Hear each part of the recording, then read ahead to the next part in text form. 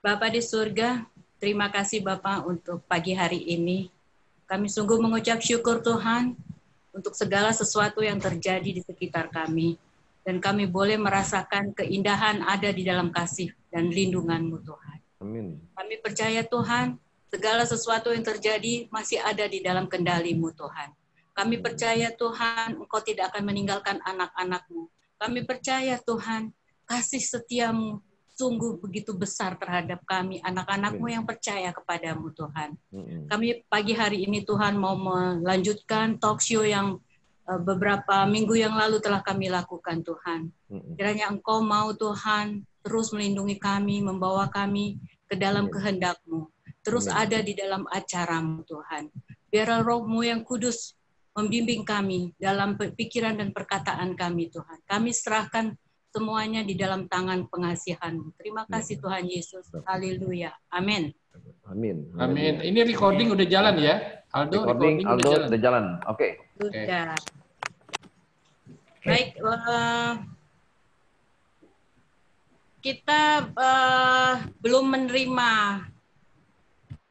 jawaban dari surat terbuka yang dilayangkan tanggal 8 Juni 2020 dan tanggal 18 Juni 2020 kami sudah melakukan talk show dengan topik surat terbuka dari Maranatha TV untuk Presiden Donald Trump dan Presiden Xi Jinping mengenai perang di Laut Cina Selatan.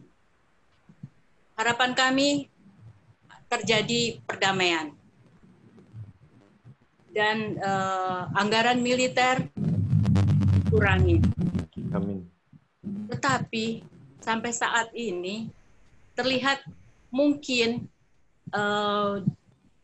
kedua belah negara ini mengadakan bilateral yang tidak terlalu menggembirakan. Karena saat yang terakhir kita lihat di Laut Cina Selatan semakin banyaknya armada-armada, baik itu dari Jepang, baik itu dari Australia, baik itu dari ini yang membela beberapa negara-negara tetangga di sekitar Laut Cina Selatan yang terdampak oleh, bisa dibilang mereka menyatakan agresi dari Republik Rakyat Cina, Republik Rakyat Tiongkok. ASEAN pun telah melakukan beberapa pertemuan dan yang terakhir tanggal 29 Juni mereka tetap pada pendirian sesuai dengan international law. Sedangkan Cina terlihatnya dengan yang disebut 9 days. Karena itu eskalasi di Laut Cina Selatan semakin dirasakan sedikit mengkhawatirkan.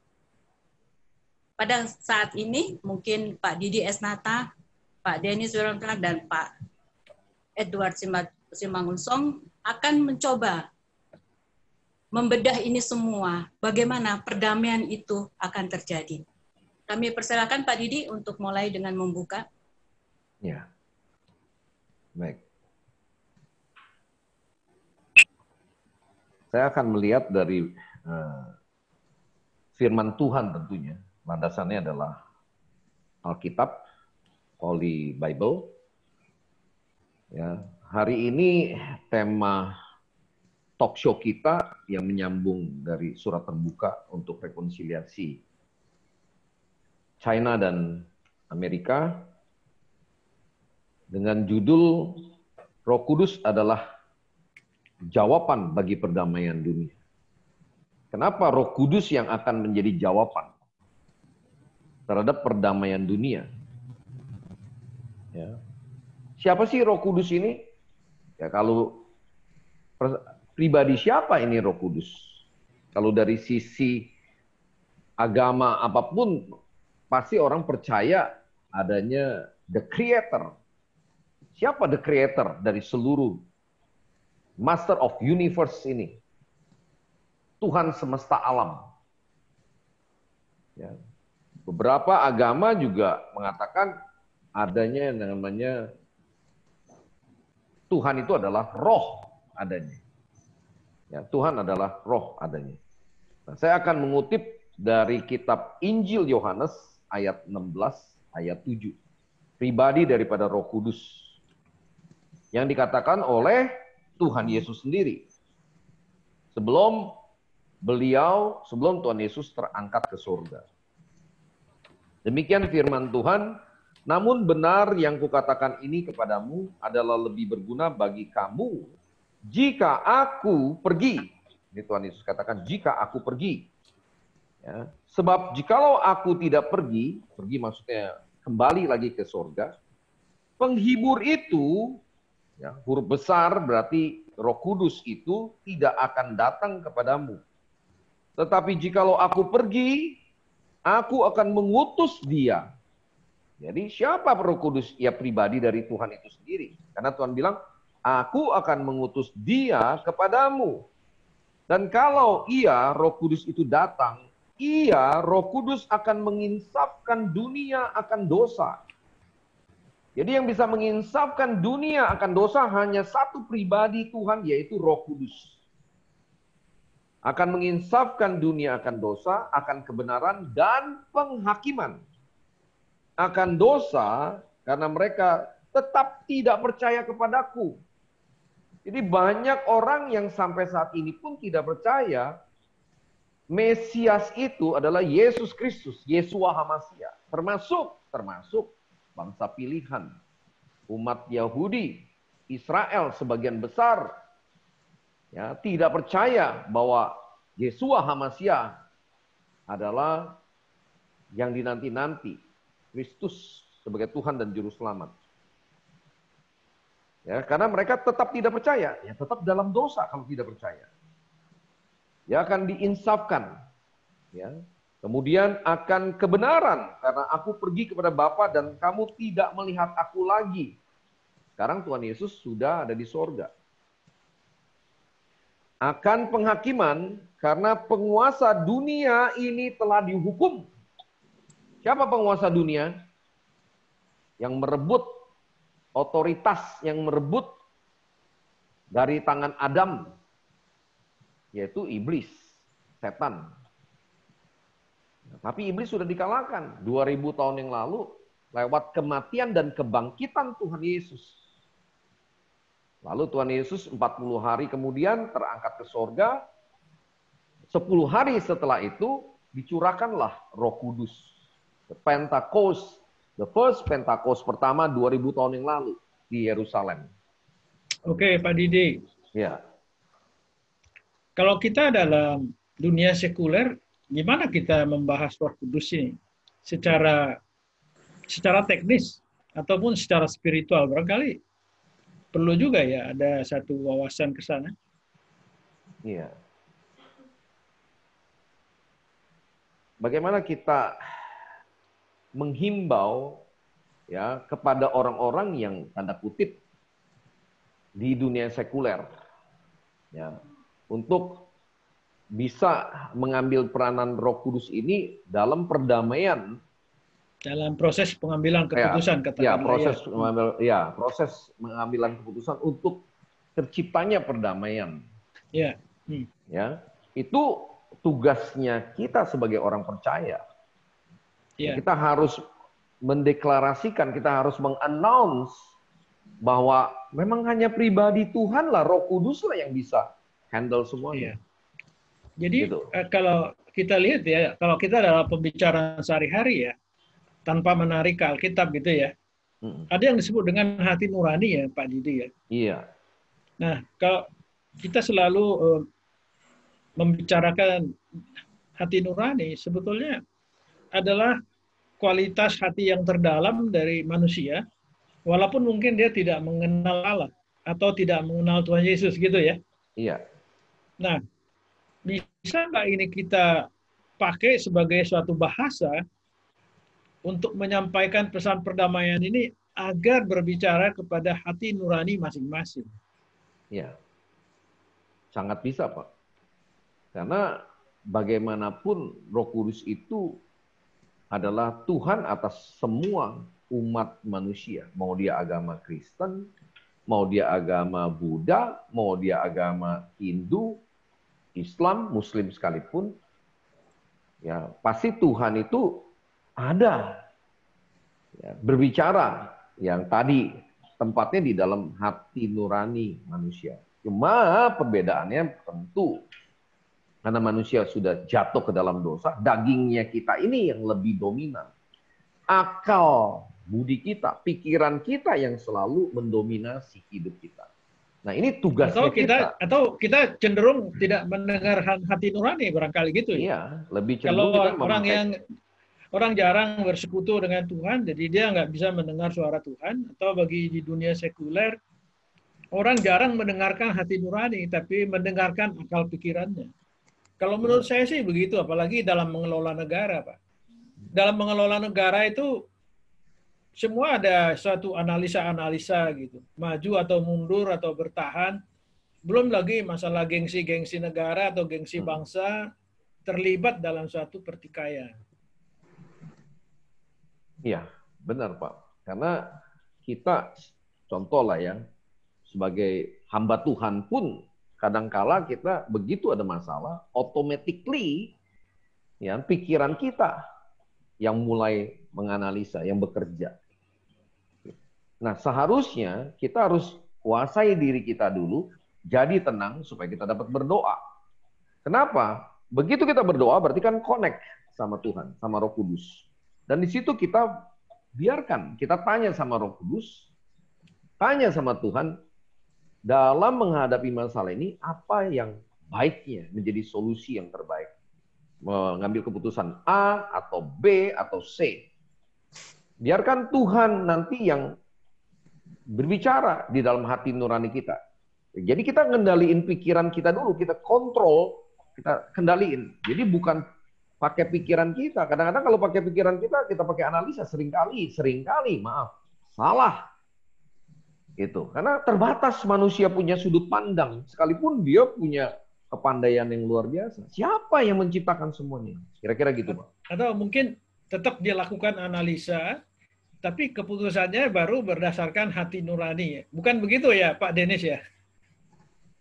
Ya, saya terima kasih Pak Edward, Pak Didi. Memang ini satu faktor yang sulit dijelaskan ya. Dan tidak banyak barangkali termasuk saya juga dulu mengerti apa itu Roh Kudus ya. Apalagi zaman dulu-dulu ya, minta maaf, baca Alkitab juga nggak pernah ya kan, dengar Alkitab juga nggak pernah gitu ya, pergaulan juga seenak-enaknya. Nah, yang saya ingin katakan, saya setuju tadi pendapat Pak Edward mengenai sebenarnya hati nurani itu bagian, kalau di mata saya itu bagian kecil sekali dari Roh Kudus. Ya, tetapi Roh Kudus nggak bisa jalan kalau nggak punya hati nurani, gitu ya. Jadi seperti misalkan mobil ada bannya 4, gitu. Hati nurani itu salah satu ban, ya. Nah kalau nggak ada, nggak mungkin itu mobil bisa jalan. 3 ban nggak cukup. Gitu loh ya, orang lebih analoginya begitu. Itu yang pertama. Yang kedua, memang tadi Pak Didi juga sudah katakan kemampuan manusia itu sangat terbatas. Di dunia ini yang paling pinter sedunia pun ya cenderung memang pasti tidak percaya Roh Kudus. Ya, karena dia diberikan kemampuan untuk berpikir secara luar biasa, sangat jenius, ya. Apa kurang banyak orang jenius di dunia ini? Kok nggak bisa menyelesaikan yang satu yang sederhana aja lah, perdamaian. Ya. Itu kenapa? Itu kan orang-orang pintar semua, ya kan? Nah itulah makanya ini misteri bagi saya pribadi, ini misteri tapi nyata. Gitu. Roh Kudus itu memang sesuatu yang kadang-kadang kita nggak mampu untuk bisa menjelaskan ya, karena kemampuan kita yang terbatas. Jadi kira-kira mungkin tahap awal begitu dulu Pak Edward, Pak Didi ya, karena kita memang ini sesuatu yang besar sekali ya, karena Tuhan waktu sebelum bangkit dan pergi ke surga kan yang ditinggalkan kan Roh Kudus. Saya juga kadang-kadang sampai hari ini nggak ngerti kenapa nggak ninggalin yang lain sih gitu. Kenapa yang ditinggalin Roh Kudus gitu loh. Itu kira-kira Bapak-bapak. Iya. Terima kasih. Seru juga tuh Pak Denis. Kok Roh Kudus yang ditinggalin? Tapi kan ada pepatah bilang bahwa hikmat itu lebih berharga daripada emas dan perak. Artinya kalau kita dapat Roh Kudus, berarti kan kita bisa mengelola hidup kita dengan baik. Bukan begitu, Pak Pendeta? Iya, amin. Jelas, Pak. Beda-beda nih manusia ini kan tingkat atau kedewasaan rohaninya kan berbeda-beda. Ya, sama lah kayak kita manusia jasmani kita kan ada proses pendewasaan dari umur 1 tahun, 5 tahun, 10 tahun sampai kita udah umur sekian. Tingkat kematangan, kedewasaan ini yang paling penting. Dan itu sangat dipengaruhi seberapa dia peka mendengar suara Roh Kudus, suara Tuhan, dan mentaatinya. Peka, tapi kalau nggak taat, ya percuma, lebih parah lagi. Ya, dia melawan kehendak Tuhan.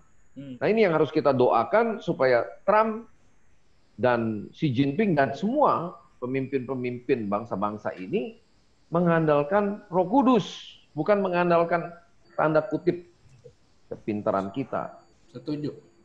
Saya dalam kehidupan sehari-hari, dalam bekerja katakanlah sebagai praktisi konsultan gitu, banyak sekali melakukan analisa, pemikiran dan sebagainya.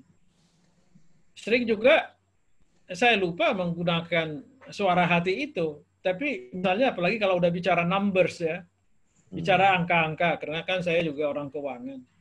Kalau keuangan bilangnya harus turun, tapi yang punya pengennya naik gitu ya. Itu kita susah juga ya, bagaimana meresponi keadaan antara fakta secara, katakanlah secara numbers, dengan suatu bisikan Roh Kudus yang harusnya suruh belok kanan. Tapi kita ngambil belok kiri karena fakta yang kita lihat. Nah, saya kira juga dalam suatu pemimpin negara besar, hal-hal seperti ini saya rasa juga terjadi. Tapi bagaimana itu praktisnya boleh terjadi ya dalam kehidupan sehari-hari, apalagi dalam perkara besar. Ya, mungkin bagus sekali Pak Edward. Sama-sama kita di keuangan, kadang-kadang semua bertabrakan gitu ya.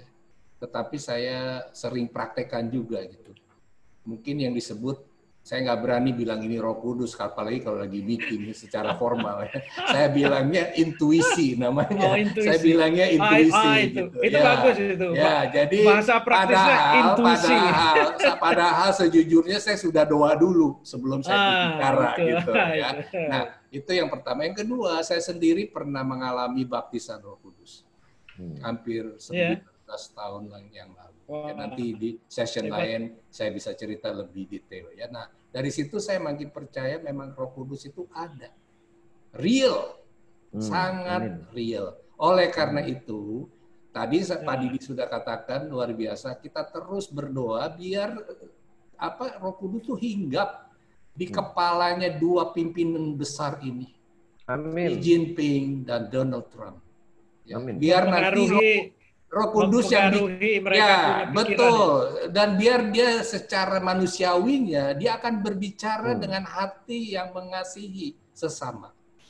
Ya, oke, barangkali kita terlalu muluk ya untuk bicara seperti ini, tetapi saya rasa kita mesti percaya itu. Ya, soal terjadinya kapan nggak ada yang tahu, karena Tuhan yang menentukan. Ya, soalnya gini, Pak Denis. Ya, silakan, Pak. Bagaimana efek dari pengaruh Roh Kudus dalam pengambilan keputusan itu susah diukur. Hanya bisa diukur bagi orang yang bergaul erat dengan Tuhan. Ya. Nah, kalau mereka gimana cara ngukurnya itu? Betul. Nah, kenapa seperti itu? Karena mereka belum merasakan benar-benar real arti dari Roh Kudus, arti yang sesungguhnya. Tapi begitu bisa mereka merasakan, saya terlalu yakin kuasa Roh Kudus itu akan menyempurnakan, merubah dia. Saya tahu ini kadang-kadang kita seperti ngomong di gurun pasir, teriak gitu, nggak ada yang dengar gitu ya. Tapi kita nggak peduli. Ya, yang penting Tuhan kita tahu. Apalagi nih sekarang kita bicara begini, saya yakin Tuhan mendengarkan pembicaraan kita. Amin. Saya yakin banget gitu loh. Dan itu yang paling penting, kita bukan di mata manusia. Mata manusia kita nggak penting. Ya, tetapi yang penting di mata Bapa kita di surga, Tuhan Yesus Kristus, itu yang paling penting. Biar nanti kembali lagi, memang ini sesuatu yang impossible, so we have to do our job to make it possible sebenarnya. Cuman itu aja gitu, ya kan? Tapi Pak, kalau yang saya mengerti ya, salah satu fungsi daripada Roh Kudus itu adalah memimpin ke jalan yang benar. Iya. Betul kan begitu ya Pak Didi? Yes, benar. yes. Amsal 21 ayat 1 katakan begini. Hati raja, ya, berarti hati pemimpin, hati presiden sekalipun. Ya, Xi Jinping ataupun Donald Trump dan yang lain-lain, Pak Jokowi. Seperti batang air di dalam tangan Tuhan. Seperti batang air di dalam tangan Tuhan. Dialirkannya, nyah besar dialirkan oleh Tuhan. Kemana ia ingini, kemana Tuhan ingini. Jadi God's control, the Holy Spirit control for everything. Untuk semuanya. Tadi sebelum kita masuk talk show, udah kita bicara sedikit juga dengan Bu Debbie. Ya Bu Debbie ya. Ya, jadi Bu Debbie juga yakin bahwa, percaya bahwa Tuhan kendalikan. Dan kita di Maranatha TV Network, logonya jelas banget. Sangkakala itu bicara Rosh Hashanah, hari peniupan trompet Tuhan, sangkakala Tuhan. Itu kalau setahun sekali dirayakan di Yerusalem, itu identik dengan selalu dikatakan God's control everything. Jadi Tuhan yang mengendalikan semuanya. Seperti zamannya Ayub gitu ya. Ya, waktu itu kan zaman perjanjian lama. Tetap aja waktu si iblis itu mau mencobai Ayub, dia datang ke Tuhan dulu loh. Enggak semena-mena langsung tabrak hajar Ayub, dibikin kudisan, dibikin bangkrut, dibikin habis anak-anaknya. Tuhan izinkan. Kalau Tuhan tidak izinkan, Tuhan bilang gini, kamu jangan sentuh nyawanya Ayub ya. Gitu. Ya, di situ kan kita bisa lihat bahwa Tuhan yang kendaliin. Kadang-kala hamba Tuhan pun masih bilang, enggak, penguasa dunia iblis. No.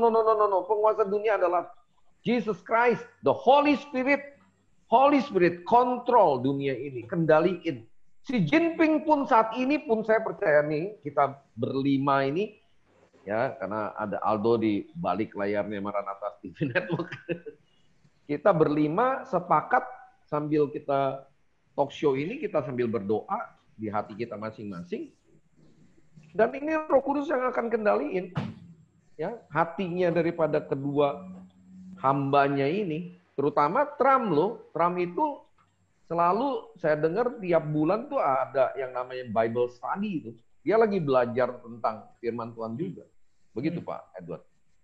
Ya, jadi menarik mengenai di istilah God control ya. Saya membayangkan, taruhlah ya, RRC ya, pimpinan elitnya itu, di dalam mereka berinteraksi dengan negara-negara lain, ada nggak ya konsep pemikiran God's control? Kalau Buddha atau Konghucu, mereka kan percaya juga namanya Tikong kan, Tuhan. Iya, dulu saya latar belakang juga jadi Buddhis.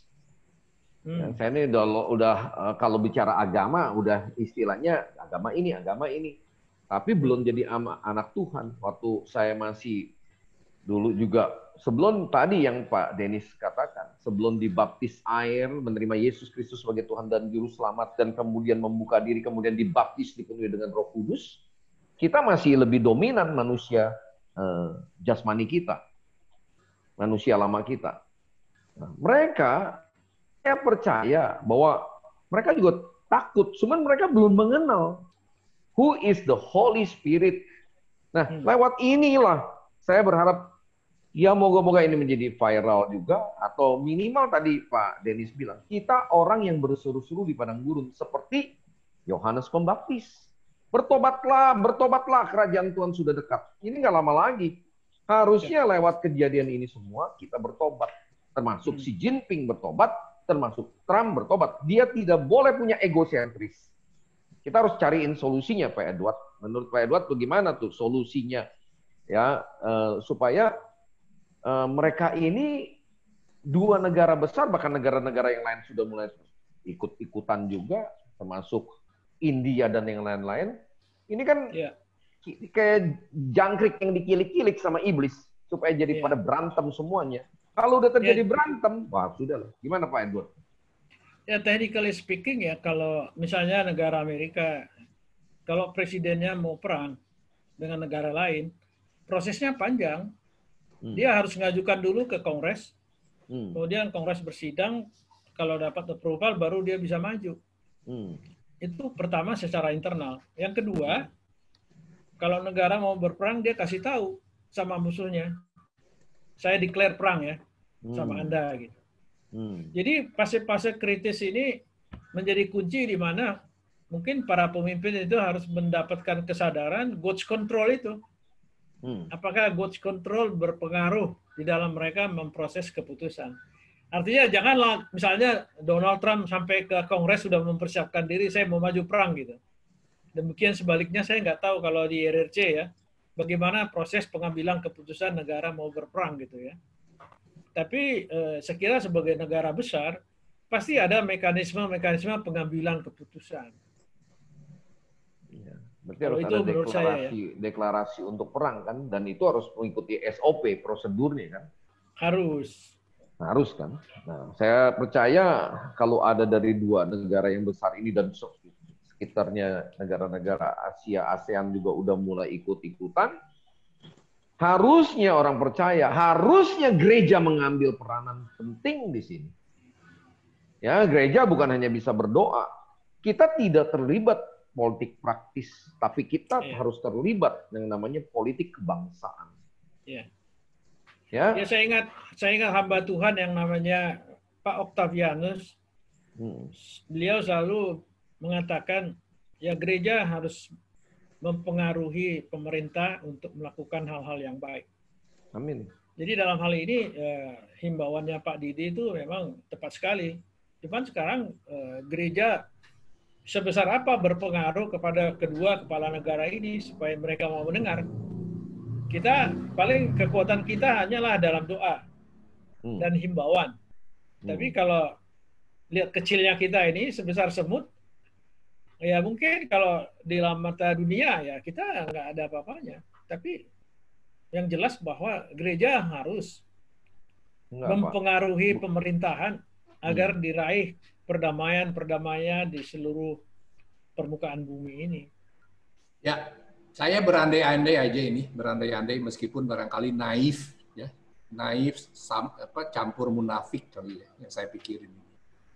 Bayangin nggak kalau kedua negara besar ini berdamai, ya, dalam betul-betul perdamaian yang win-win solution, ya, bergandengan tangan, China dengan Amerika, Tiongkok dengan Amerika, ya. Rasanya kok peaceful banget gitu ya. Saya nggak tahu apakah itu halusinasi saya, ya.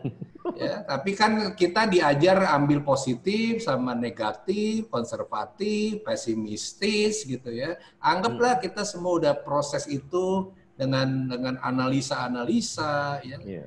Saya berandai katanya itu dengan positif yang luar biasa. Ini dua negara, ya tentu ada negatifnya juga. Nanti bahaya juga ini dua negara bisa kontrol segalanya. Ya, yang harga $10 bisa jadi $500, ya itu ekses lah ya saya pikir ya. Tetapi anggap aja positifnya. Saya nggak terbayang. Teknologi mereka punya, ya. Kemampuan pengaruh mereka punya. Apalagi yang mereka nggak punya. Nah, yang sekarang terjadi, ya tadi Pak Edward, Pak Didi katakan, yang disebut ego, sebenarnya cuma ego, dan mungkin ditambah lah ya, mungkin satu kata yang saya paling suka, tapi at the same time saya paling nggak suka, itu disebut arrogance. Ya, arrogance sebenarnya cuma itu, lu siapa sih lu? Kan gitu. Hatinya itu begitu, tapi nggak keluar dari mulut. Nah, yang bahaya itu sebenarnya bukan yang keluar dari mulut. Yang nggak keluar dari mulut yang bahaya. Yang saya selalu bilang, bahasa saya mengenai itu disebutnya, saya bilangnya unspoken language. Itu yang paling bahaya. Gitu. Dia penampilan seolah-olah bagus-bagus aja, ya.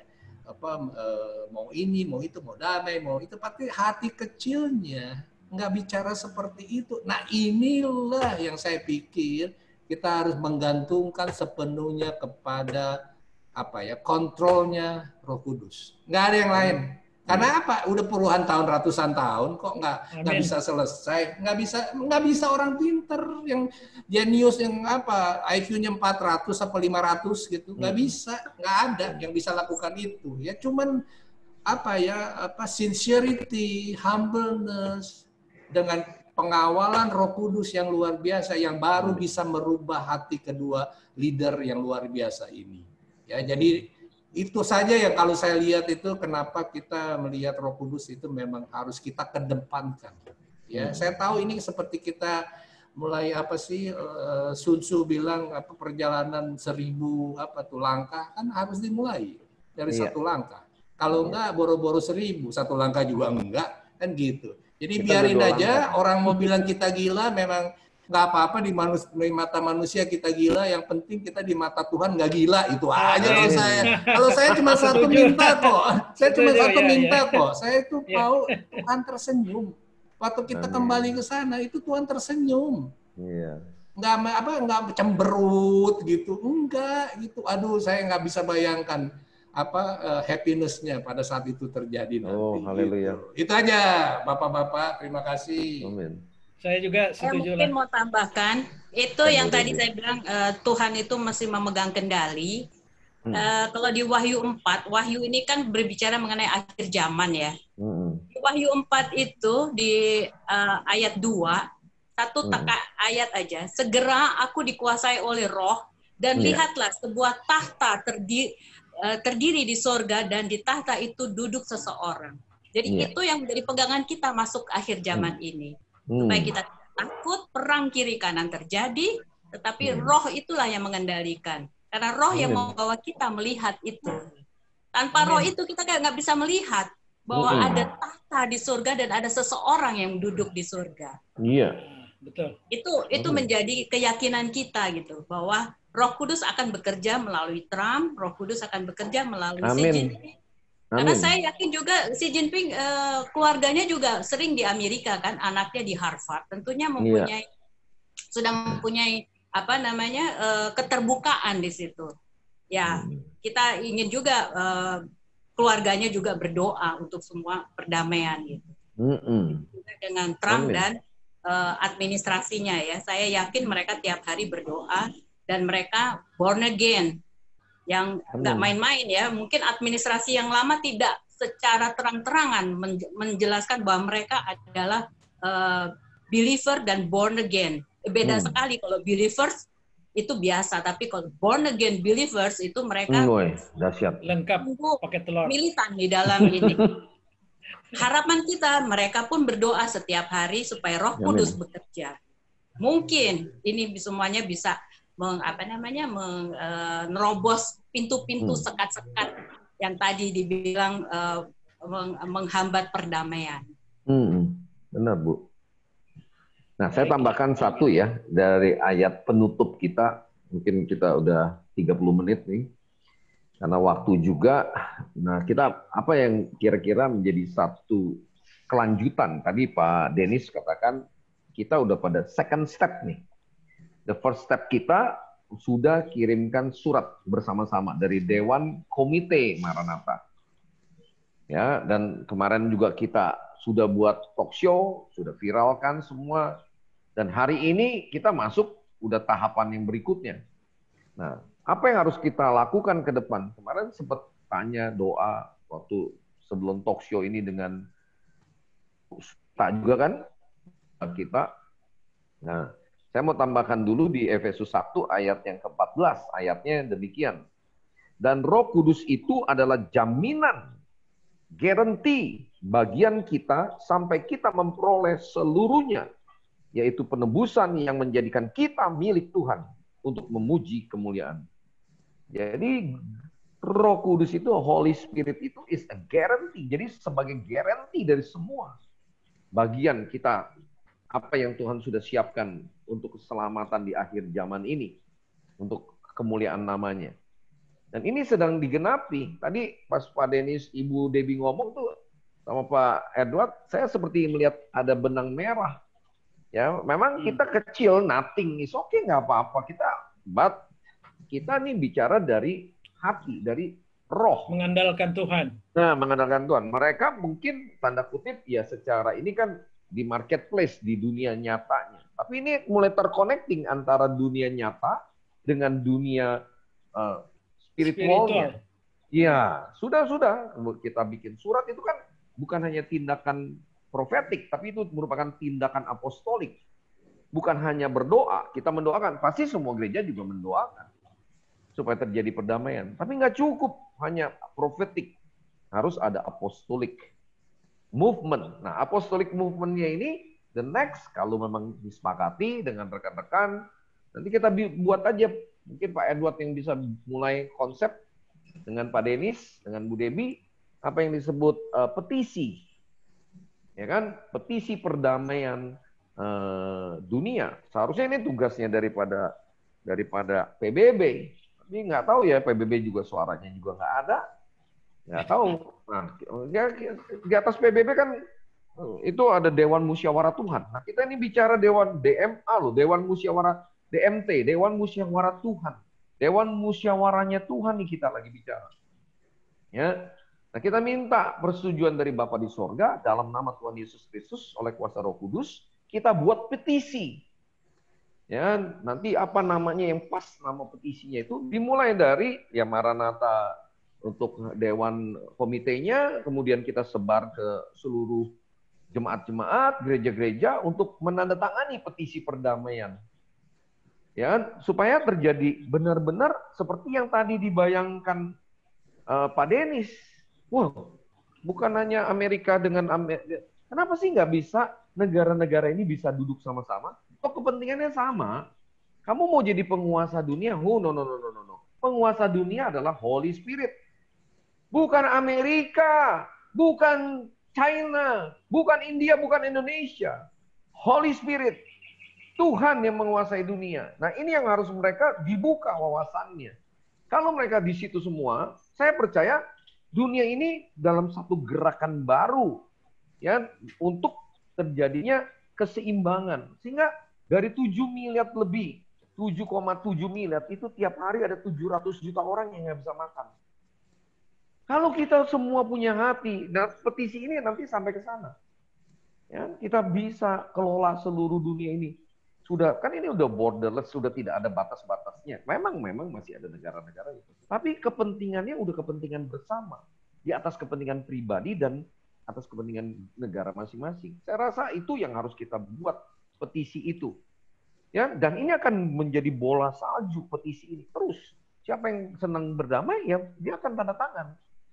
Dan nanti kita buatin itunya, SOP-nya. Nah, kita boleh maju juga kepada Pak Jokowi. Ya, perdamaian ini sampai mungkin ke Yerusalem juga, kalau Tuhan kehendaki. Yang sekarang ini kan menjadi center yang nggak pernah selesai, ini kan perdamaian di Yerusalem. Ya, memang kalau sampai terjadi perdamaian selesai, Tuhan Yesus datang. Maranatha. Sudah, mau apa lagi? Ya, seenak-enaknya di dunia, lebih enak nanti di sorga. Amin. Itu juga, Pak. Amin. Amin. Pak Denis, bisa tutup dalam doa, Pak Denis? Ya, Pak Baik, Denis. Terima kasih Pak Didi, Bu Debbie, Pak Edward yang sudah mencerahkan hari ini. Saya cuma tambah satu kali lagi kalimat sebelum saya berdoa. Ya. Sebenarnya kuncinya cuma satu.